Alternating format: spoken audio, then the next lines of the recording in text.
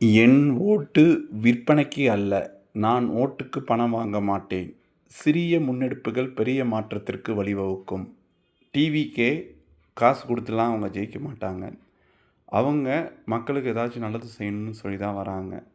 தயவு செஞ்சு நீங்கள் எல்லாம் ஓட்டு போடுங்க. ஏப்ரல் 23ஆம் தேதி வீட்டில் உட்காந்து டிவி பார்க்குறது, ஐபிஎல் பார்க்குறது, விஷயங்களை பண்ணுறதுங்கிறது எல்லா தரப்பட்ட மக்கள்கிட்டையும் நான் கேட்டுக்கிற ஒரே ஒரு வேண்டுகோள் என்னென்னா, உங்களுடைய வாக்குங்கிறது உங்களுடைய உரிமை. நீங்கள் யாருக்கு வேணால் போடலாம், என்ன விஷயம் வேணால் பண்ணலாம். ஆனால் ஓட்டு எல்லாரும் போடுங்க. இவ்வளோ பெரிய ஊரில் ஓட்டு 60%, 65% தான் வந்துக்கிட்டு இருக்குது. 80%, 85% ஓட்டுகள் வரணும். அப்போ தான் ஜனநாயகத்தில் ஒரு பெரிய மாற்றம் வரும்.